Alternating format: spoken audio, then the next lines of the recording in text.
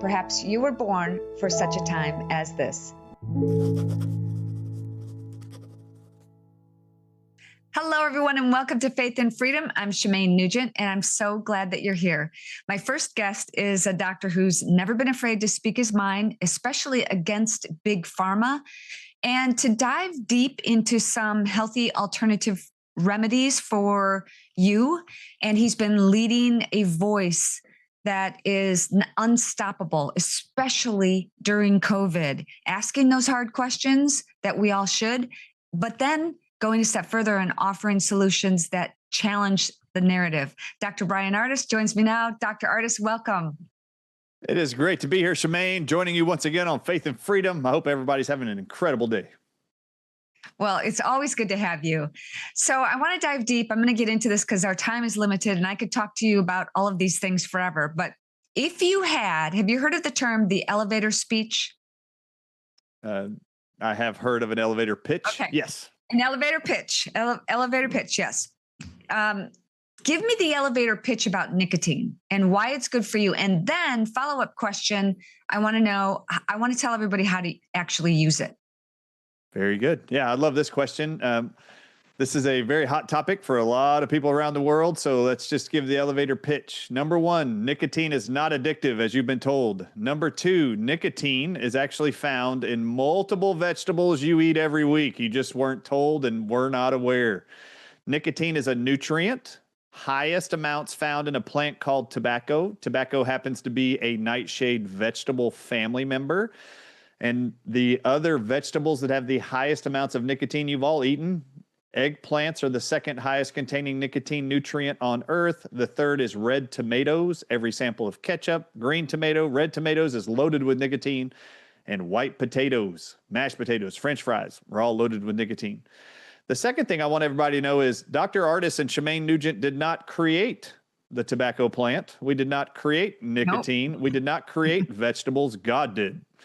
And then God also created your body, which includes trillions of brain cells, nerve cells, heart cells, immune cells, skin cells. And did you know, Shemane, that every single cell that God made on day 6 has nicotine receptors to benefit from nicotine you find in plants and tobacco?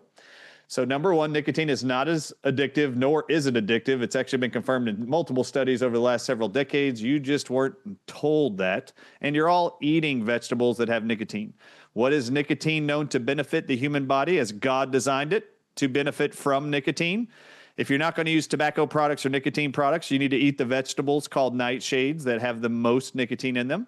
It is published that nicotine is a preventative agent and an improving agent if you eat it or use it. Nicotine improves Parkinson's disease, all neurological degenerative diseases, including Parkinson's, MS, and Alzheimer's. It is published to reverse and improve Crohn's disease, ulcerative colitis, even type 1 diabetes, and blood sugar sensitivity. Nicotine is proven to improve and reverse myocarditis with 3 small doses in 3 days only. And by day 14, the heart is completely cured of myocarditis. That was proved in 2021. Nicotine patches have also been used and proven effective to improve all personality traits and harmful actions that autistic kids and adults often do to themselves and to others. So it has been proven to help improve all aspects of autism characteristics also. You can find a summary of these things in my book, Moving Beyond COVID-19 Lies, in Chapter 13. It's also published that nicotine boosts your immune system, helps to fight off cancer, dissolve cancers in multiple organs, and right now, oncologists around the world are using nicotine because of the research done by scientists and what I have presented to the world the last 4 years. They are now successfully using nicotine in small doses even to reverse specific cancers like pancreatic cancers, brain tumors called glioblastomas, and others. This plant, this nutrient designed by God and infused in many of his foods and plants, was given to us as a blessing, and yet science and man has tried to bastardize it, demonize it, as if God created something dangerous. He did not. Men are trying to sell you that drugs and vaccines are better than the immune protection, heart protection, and brain protective qualities of nicotine. Well, I'm going to make an announcement here. I've never said this publicly. I use nicotine. And I have Me seen too. some benefits. Yes. And I've seen some benefits, but I've seen so many people talking about the ways to use it. I've experimented with the patches and the gum. What do you recommend? How do you recommend people get started? Yes, it's a very good question. It was very interesting to watch an interview by Tucker Carlson and Alex Clark at Turning Point USA about 2 months ago. They're talking about me and nicotine and talking about the health benefits of nicotine. And she looks at Tucker and says, you know what? I think I'm finally ready after learning from Dr. Ardis and you, Tucker. I think I'll try some nicotine. And he has his own nicotine brand and he's holding it in the interview. And he goes, oh, no. I would not give you this amount. Right. The amounts are important. So just like all things, moderation in all things. And Shemane, I'm very excited that you're using nicotine, can tell the world you're doing that. I just want to tell everybody that's watching this. If you've ever eaten ketchup on a hamburger or French fries, you are eating nicotine. So you are using nicotine. If you're eating tomatoes on a BLT, you're consuming nicotine. You just didn't know it. And this is a great deceit intentionally. They didn't want you to know nicotine was in them because then they got to figure out a way to convince you that all those nightshade vegetables you all love is bad for you too. And it isn't. So all of you are consuming nicotine. We all have. You just didn't know it, including myself. I didn't know that till 4 years ago. So when I recommend anything, the nicotine found in those plants, including tobacco, is never the amount you're going to get in a nicotine patch, gum, mint, sucket, or pouch. And there's many ways they process and package nicotine from tobacco or even synthetic chemically made in a lab nicotine. They put in these little packages. I always recommend people start with 1 to 3 milligrams a day. Now, when you go to buy nicotine gum, for example, they don't sell 1 milligram nicotine gum. They only sell 2 milligram and 4 milligram. And for context simply, 1 milligram of nicotine is the same amount you get in 1 cigarette. So when I say I recommend 1 to 3 milligrams, it's not very much nicotine, but they don't sell a 1 milligram gum. They sell a 2 and a 4 milligram gum. So if I'm saying try 1 milligram and you only have a 2 milligram gum at home, I would recommend you bite it in half and try to get 1 milligram instead for the first week or so. If you're going to use patches, and I brought up Tucker and Alex Clark's multi-millions viewed little clip. Tucker says, I wouldn't start with the patches like Dr. Ardis says. I would just start with the mouthpieces. Well, I'm going to tell y'all something. I do not recommend that. I know Tucker sells a mint oral nicotine product, so of course he's going to recommend that first. He doesn't have a patch. The patches I recommend because most of the medical research studies done on long COVID, curing COVID and vaccine injuries, Parkinson's, autism, myocarditis, all these things, they used nicotine patches in those studies. And they say why they use them. Because the patches absorb nicotine through the skin slowly, and you get the full dose of the patch over a 24-hour period. If you took one of Tucker's 3 milligram, 6 milligram, or 9 milligram mints, and remember that's 3 cigarettes, 6 cigarettes, and 9 cigarette amounts, 3, 6, 9. When you take those, you're getting the whole 3 milligram, 6 milligram, 9 milligram dose in 5 minutes, or however long it takes you to dissolve the mint. I recommend doing it slower. Just do it slower. And he even recommended to Alex, just take the 3 milligrams or bite one in half and get a 1.5 milligram, 3 milligram size to start with. I recommend any nicotine product, 1 to 3 milligrams the first week, then go up to 3 milligrams the next week. And you can go up to 7 milligrams. I'm wearing a 7 milligram patch right now. But in order to get those patches, they come in 7, 14, 21. You just need to cut them into smaller pieces to get to the numbers I'm recommending. And I only have about a minute left, unfortunately, but even when you're starting out, this is what I have said, correct me if I'm wrong, to a friend, cut even the 7 milligram in half or in quarters and try it for a short period of time. I forgot once that I had the patch on and it didn't end well. I got pretty nauseous.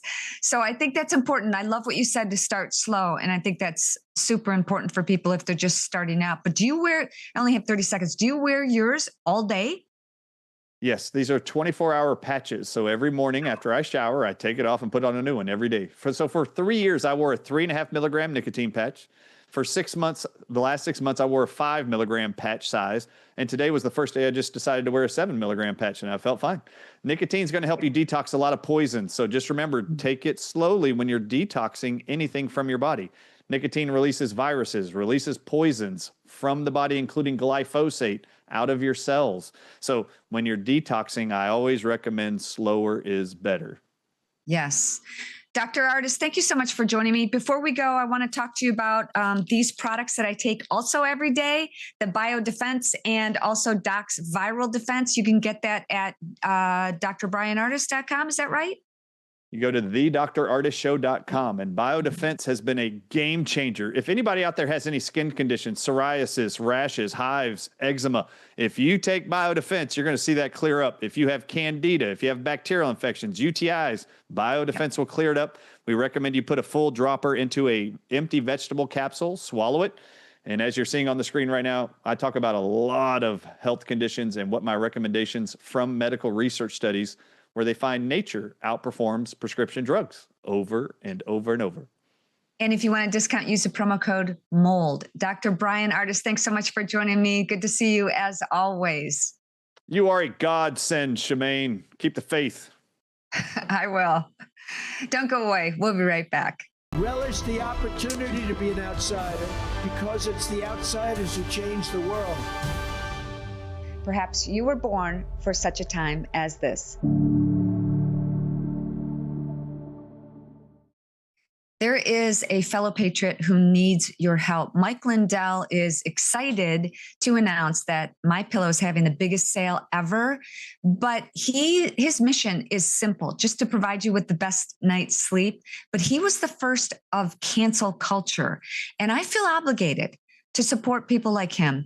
Now, here's the great news. The MyPillow bed sheets are only $29, and our dogs love the MyPillow beds, and I love the towels and the slippers and the sheets, and there's so much. Head over to mypillow.com and use the promo code FAITH for a discount. That's mypillow.com and use the promo code FAITH.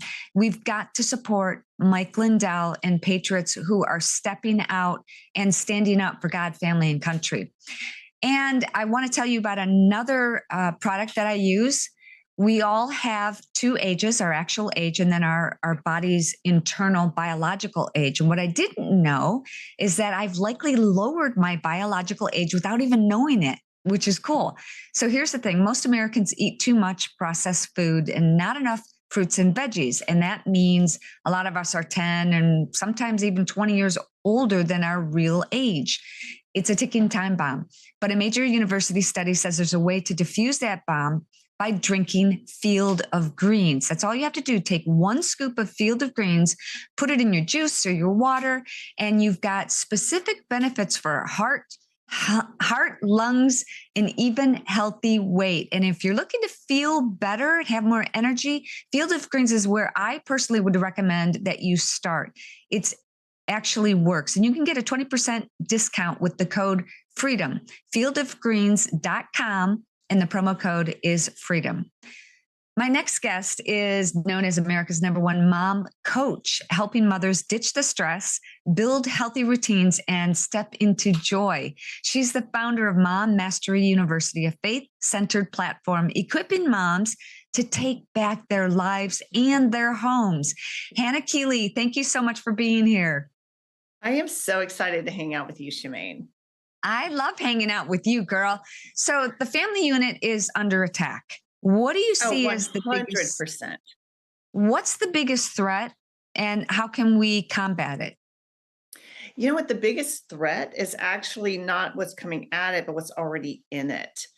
See, I think that moms really struggle with self-worth. We think, we devalue ourselves. We're like, have you ever heard that? Oh, I'm just a mom. Like that just kind of sums up so much about how we really esteem the role of mom. We kind of relegate it to this, well, I'm just a mom. I'm nothing special. I don't really get any recognition. It's not really a valuable role. But that's like the first error we make, because if a mom devalues her role, she's not going to invest in herself. She's not going to try to get any coaching or training or chiseling out those qualities that will really help her perform so well in this role. I mean, we are shaping future generations. And we all know if you don't have happiness at home, you're not going to find it anywhere else. Like it's got to start in the home first. Yes. And it's the most important job ever. I feel so blessed that I didn't have to work. I could just take care of my son 24/7 when he was a baby. And now he just had his first baby. So it's coming full circle. But when a mom steps up and she takes a stand, everything changes.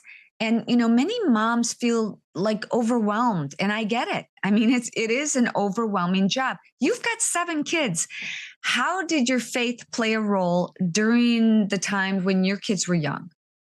Wow, Shemane, my faith was everything, and that sustained me. But I want to question that because I love to get like insanely curious about the things we just assume are normal. So everyone is like, oh, well, moms, it's like so overwhelming and it's so stressful only because we don't have the right training to handle it. When you understand that you're limiting your capacity, you can start doing, I call it capacity work, to be able to do more, to be able to expand more, to be able to handle professionally what we have, what God has given to us. And I always think about this, like there was a time I had a PBS television series and I would go to an overwhelmed mom's house and I would stay with her for 48 hours, change her life around. We'd come back 6 months later to make sure she still got her act together. And it was amazing. So these moms would reach out with their videos and be like, I'm so overwhelmed. Life is crazy. Look at all this clutter. Look at all this mess. My kids are unruly. My marriage is hanging on by a thread. And when I show up, Shemane, they're dressed head to toe. They have makeup on. Their houses are clean. I'm like, does it always look like this? And do you always look like this? And they always say, well, no, of course not. I was like, well, why do you look like that today? And they say, because you're coming here and you're bringing a camera crew.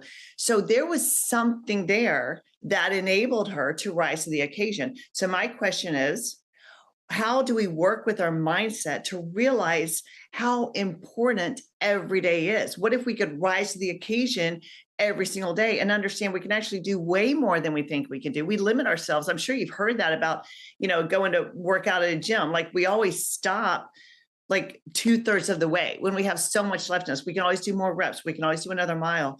And so I think moms, we just limit our capacity and we check out to a large part because we don't have the right training. And we get comfortable. That's one of the reasons why I teach group fitness classes, because I could come up with more excuses than anybody else why I can't go to the gym. But when I'm teaching, I have to show up at a certain time. Hannah, what are some of the things that you can recommend, some routines or habits that can help moms reduce stress and reclaim their peace? Oh gosh, Shemane, there's so many. I have all these like mom brain hacks that I've developed over the years. I got dozens of them. And one of the most powerful, I'm going to give you a little, like, I think this is what people love, is like something tangible that I can like practice today. Right. And so one of my mom brain hacks, one that all these moms say this works so well for me, is similar to that mom who managed to get up and get dressed and get her house clean before I showed up to film. I call it lifestyles of rock star moms. So pretend today that you're mic'd. There's a camera on you. You're on a show. They've like heard about what an amazing mom you are, and they want to come and like check out what you're doing. And with that mentality, like we know we're always being watched. Our kids are watching us, right? We're always being watched. So what if we made that so apparent and we made it intentional? Like if I were performing right now, how would I show up? Would I be on my phone scrolling? Would I yell at my kid? Would I get angry about something? Or would I manage it with more tolerance, more compassion? Would I be more focused in my work? So if we just like, and literally that's just raising it to a level of intention. That's all we're doing. I think a lot of times we go into motherhood unintentionally. We have no plan, and without a plan, we fail.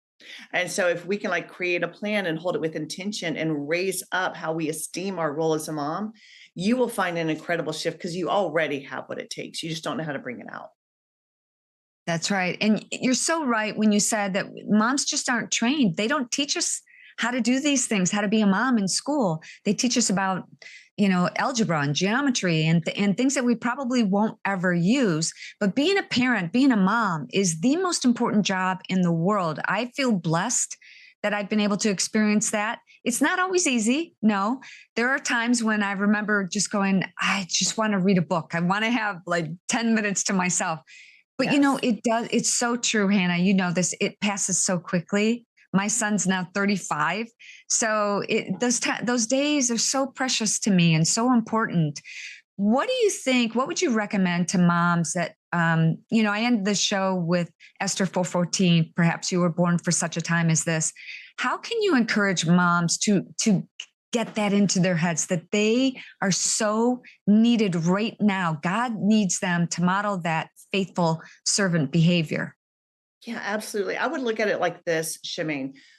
Ask any mom. There are changes they want in their life. Maybe they want to bring in more money, maybe they don't want to be like so strapped financially. Maybe they want to get rid of clutter and have a nicer home. Maybe they want to get healthier and lose weight and get rid of all the exhaustion and the fatigue. Maybe they want their kids to be godly or to love one another, to be obedient. Every single thing that we want actually is already within us. And if we don't do it in the home, we're never going to get it from anywhere else. So if you want to have more money coming into your home, I would say, look at how you're managing it now. Look at if you're showing a level of mastery now. If you want your kids to be more obedient, to be less drawn out of the home and more drawn into the home, are you creating an environment in the home that they want to be in? Are you connecting with them intentionally? If you want to work on your health, is it really like out there somewhere? Or could you just get up in the morning and, like you said, like go to the gym or I hike every morning? But there's always something that we can do, because every time that God is about to do a mighty work, he always stops them right where they are. Like he asked Abraham, what do you have in your hand? He asked the woman her husband had died, the widow, and she said, I have nothing. My kids are about to be sold into slavery. Elisha said, what do you have in your house? So he always says we have something, but God gives it to us in seed form. And so that's why he put Adam and Eve in a garden and not a grocery store. He will always give you exactly what you need in that moment to be able to go to the next level. So ask God right now, what is it in my home? What is it that I have in me that I can now plant and start to grow a harvest? Hannah Keeley, thank you so much for joining me. Real quick, where can people find you? You can go to hannahkeeley.com, and I love connecting with people on Instagram, so you can go there. And also, we're the only organization in the world that actually has a full year training program for moms. So you can go check that out at mommastery.com. Thank you so much, girl. God bless you, and I'll talk to you soon. Stay tuned, everyone. Lots more to come. If you know anything about me, you know I love my dogs. In fact, I'm drinking tea out of my puppies and coffee mug. And our dogs give us so much joy and so much love. We owe it to them to give them the longest, healthiest life possible. Ted and I have developed clean supplements for our dogs, for your dogs, that can help them feel better, live longer, and from the inside out, give them more energy. They're all natural. They're powered by something called bioflavonoids. This was a new thing, but we've been testing it on our dogs for about a year. It's plant-based, and it'll help your dog stay sharp, strong, and healthy. We use them daily, and our pups are thriving. Head to getuncleteds.com to learn more. With us now is a journalist who brings the latest straight from Capitol Hill. She's been covering the developments surrounding Iryna's law, a bill that has the power to impact American families in a very real way. Britt McHenry joins me now. Britt, welcome. Hi, thank you for having me. So what is Iryna's law? Tell us about it, and why is it so important right now? Well, Iryna's law is named after Iryna Zarutska, who was murdered in Charlotte on public transportation on August 22nd. That video went viral and actually happened within, days, within a week of Charlie Kirk's assassination. So there was a lot of violence. Unfortunately, our children, people of all ages, were subjected to, showing some stills now, I'm sure, of what happened. She was stabbed 3 times by DeCarlos Brown Jr., a man who had been arrested at least a dozen times, was released without bond, was on the streets. His mother is saying he had schizophrenia. But in this case, if that was your daughter, a 23-year-old woman whose life was taken for no reason, you would want answers. Now, the reason this Iryna's law is getting national attention, as it should, is because, in large part, Washington made sure that it was put on the map. President Trump made remarks about it. Different congressional members I've even spoken to have remarked on how barbaric it was. And so the North Carolina House did something about it, naming this law that in her namesake, passing it 81-31 to go to North Carolina's governor and try to make some preventative measures so we don't see this again, right? What it intends to do is eliminate cashless bail, look at committing some individuals, involuntary commitment, or assessing where they stand mentally. And also, here's the big one, looking to perhaps overturn the death penalty's use. It has not been used in North Carolina for 20 years, despite 120 inmates being on death row. A lot of that has to do with a debate on how they do it by lethal injection, if there are other measures need to be taken. But this is something certainly now he would be facing the death penalty for this crime. And I think the reason this has pulled on our heartstrings so dramatically, as it did when we witnessed the Charlie Kirk tragedy, is we saw this live on video. We saw this everywhere. You couldn't go on Facebook, you couldn't go on X or Instagram, at least I couldn't, without seeing this horrific murder.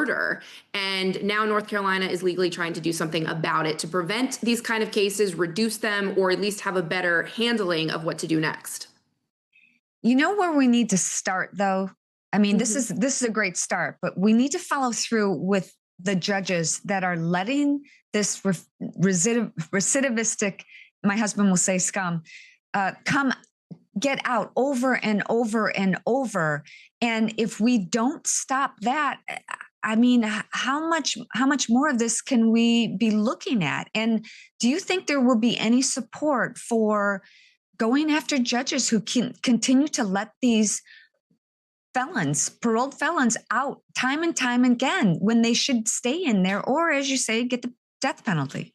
Absolutely, there will be more attention on this. I think when you look at a state like Florida with Governor Ron DeSantis, he is very vocal. He would be very outspoken and out front about this issue. They've taken issue with just defunding different police districts, right? And them needing the resources to take care of any offenders in their areas. I think the magnifying glass is on North Carolina. There's no avoiding it. And what's ironic is that there are some Democrat representatives in that state who said, well, this is barbaric to discuss the death penalty with Iryna's law. And what do you think her mother or her father, her family back in Ukraine, her friends think? Well, I didn't know this woman, this poor woman. She's 23 years old, her life ahead of her, fled a war-torn country and is stabbed 3 times on public transportation. I take public transportation every day to get to our DC studio, to get to anywhere I need in this area. To think that any human could be that vulnerable and attacked, that is what's barbaric. So I also think we need much more faith and values in the home front. We need better parenting systems in place. Not that I know Brown's history in detail, but that is where the foundation is laid. And unfortunately, that's missing. So I think it needs to be a collaborative effort, as you mentioned, to really go after or put that vision and those glasses on the judicial branch to make sure that a man like this, arrested 12 times, isn't just freely out on the streets to do it again. But we need that system in place in the home. And unfortunately, I don't think we see that as often, and it's perpetuated in negativity with social media and different online platforms for criminals to thrive in. So those 2 areas need to be focused on. How have other lawmakers on Capitol Hill responded? And are we going to see more support in other states, pushback or division? What are they saying? it was just shock, right? When this happened, especially in a sleepy town like Charlotte, for the most part, it's a thriving and building metropolis. I spent a lot of time there when I worked in sports covering the Carolina Panthers, and never would I think this type of thing would happen on their public transportation. We've heard more of this in New York City, right? Just a lot of shock, a lot of despair. And then for the Charlie Kirk assassination to happen so quickly after, I know for a fact, as I've been covering the government shutdown, which we're currently in, that was a huge platform for Speaker Mike Johnson and several other Democrats supporting it for the House continuing resolution bill that clearly has yet to go through with Democrats opposing it, was to fund both sides of the aisle to have more security for politicians for when they're back home, 30 million and 58 million for the executive and judicial branches, because we do not want people to be targeted. You know, we may have political disagreements in this country, but at the foundation is our soul, our heart, and compassion. So I think that was a part of this as well in Congress's efforts to fund more security measures. But certainly, I mean, especially for any young women listening and watching, travel in groups if you can, have your phone on you, just always be constantly aware when you're in those situations. I know that I certainly have tried to remind myself of that too. You always have to have literally eyes in the back of your head, just constantly watching. But you know what? Yes. You brought up families and parenting, and you're absolutely right. It needs to start there. But how do we change the hearts and minds of people in the United States? Like, what would cause, I know I've only got a few minutes left, but what is your perspective on why this is happening? I believe this is spiritual warfare, but all of this is happening on such an accelerated scale. What are your thoughts? I agree with you. I think no matter what your religion is, I'm personally Christian. My mother's Catholic. We didn't have a heavy religious presence in our home in terms of going to church every Sunday, but I had a mother who stayed at home for my sister and I, and a really great nucleus. Parents married 40 years. You know, that's not going to solve every problem. Like I said, his mother spoke up and claimed he has schizophrenia and mental issues. And in those cases, unfortunately, a lot of times those individuals will turn to alcohol, to drugs, which will only exacerbate that cycle, and they're getting addicted. We know opioid addiction is very high in this country. So it's about getting intervention. I think if the family unit is or isn't there, hopefully it is. That's the first step. Getting community and neighborhoods involved. I was very fortunate in my childhood to grow up in a suburban development. Different people and neighbors were all friends with each other. So we would check in. A lot of the children in that neighborhood were my age. So you had PTA meetings, you had group meetings. I think we need more parent involvement, and we need more community involvement when you see an addict with mental health issues, as this man clearly was an example of that. So we need to get the love back into our hearts. And I sadly believe that social media and trying to be famous is what's eroding our young children's minds. I mean, imagine being 9 years old and just logging onto your phone to talk to your mom, say, hey, I'm off school, and you see that on your phone. How do we have algorithms and safety protections? That would be definitely a step for our children I think we need to implement on social media.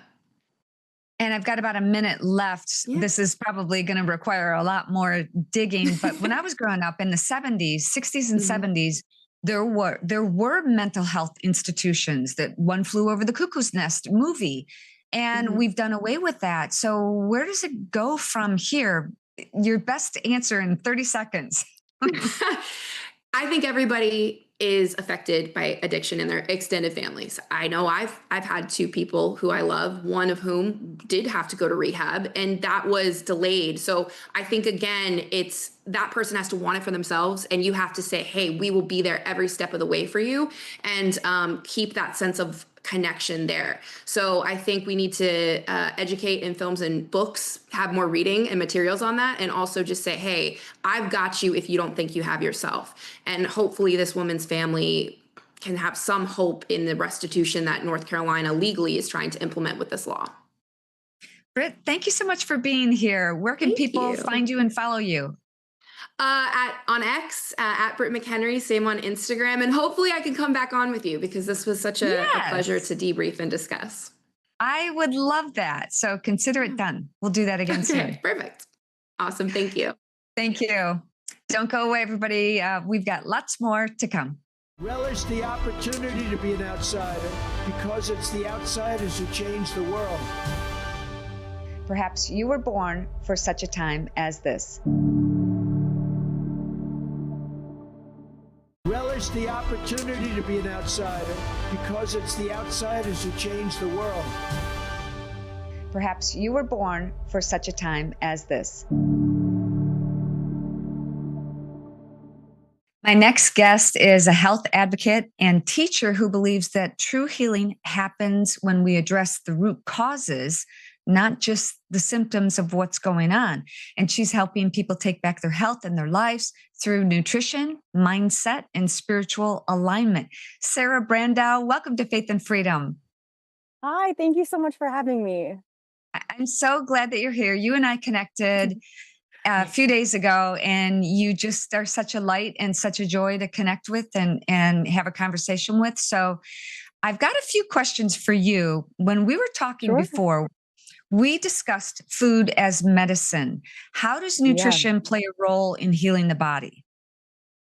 Food is one of the most powerful levers we have for health because people think of it in terms of calories or protein or fuel, but it actively changes our brain chemistry, our hormones, our systemic inflammation. For example, the gut microbiome, which is my special area of research, it produces neurotransmitters. So serotonin, dopamine, things that regulate our mood, our focus, our motivation, how quick we heal. And if your gut is mostly fed with sugar and ultra processed foods and foods that are lacking nutrient density, you're not giving it what it needs to make those chemicals properly that will drive the direction of your life.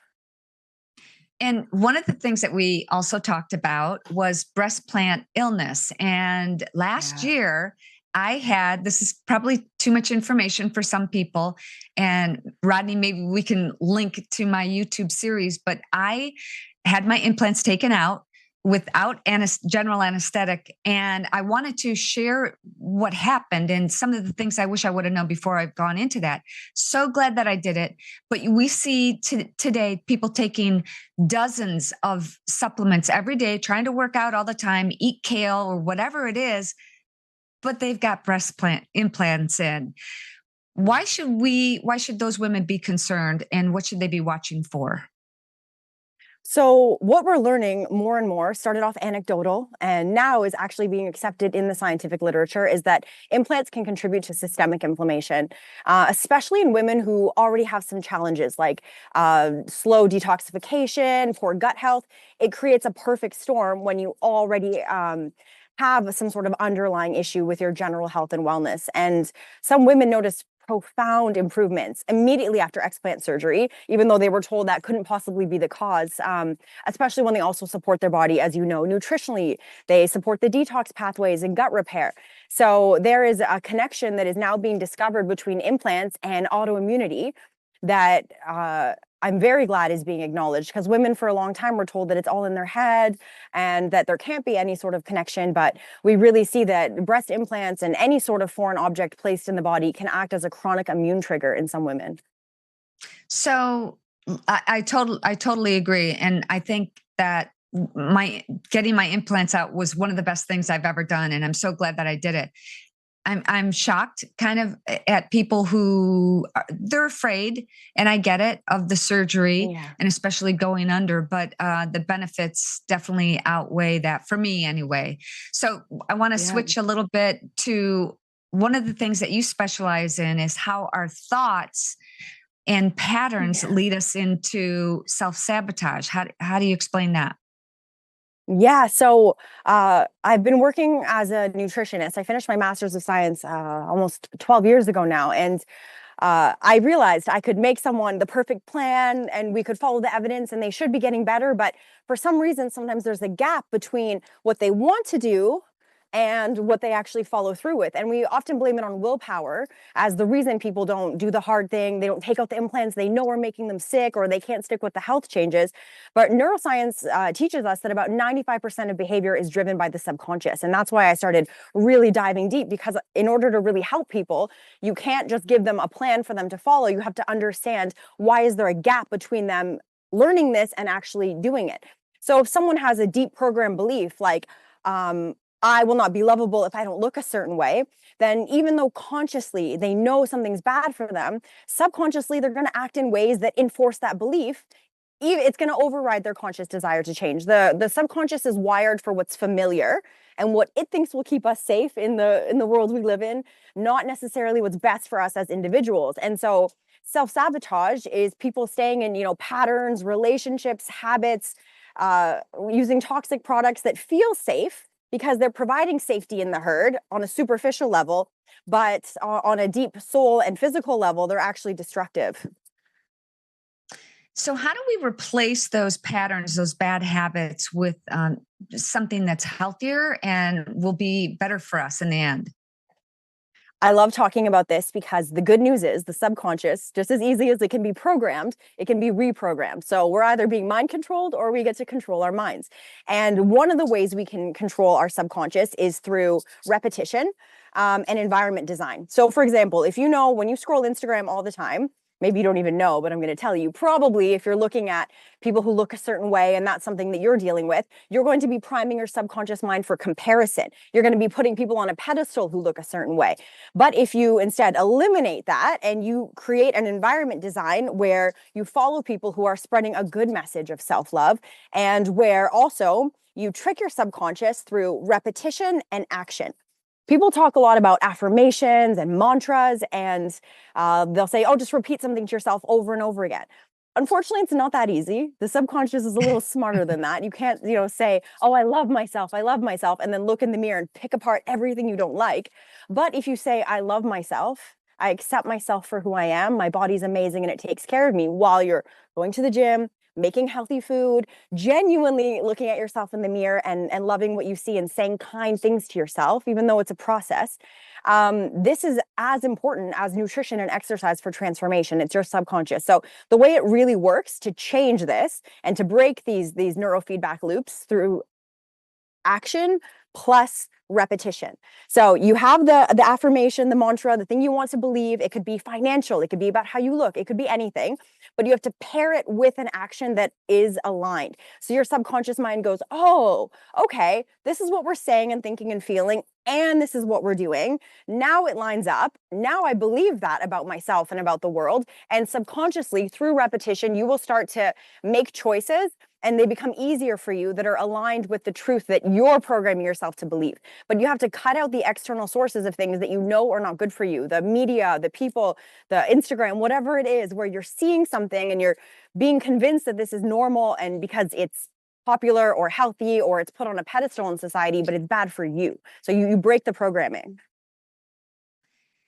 Thank you so much for sharing that. I hope you can come back and we can get more in depth on these topics because it's really important. I'd love to. We could go to the gym every single day and not be healthy and happy truly. Sarah, how can people find you online? You can find me on my website, sarahbrando.com, on Instagram @sarahbrando. And if anyone needs some support, I have a course called Master Your Microbiome, which has the Overcoming Self-Sabotage program in there to help you with your subconscious programming and also your gut microbiome so that you can be resilient when you make any of these changes. If you take out your breast implants, if you're exposed to pathogens, maybe you haven't been the healthiest for a while, you had to take pharmaceuticals. So I'm here to help people build foundational health, which is the most important thing. I love it. Well, thank you so much for joining me. Thank I appreciate it. you. And I hope you come back. You can send me your funny cat videos as well at shemane.chat@gmail.com. I want to share before we go a few of my favorite things that have really made a difference for me and my family.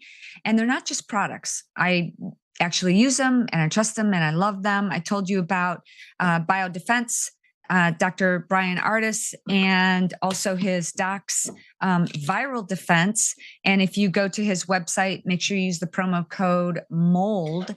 And then there's another product. There's lots of other products, but you probably don't realize that what you're putting on your skin is actually being absorbed into your body. That's why I love Row Casa Organics. Everything they make is clean and natural and non-toxic.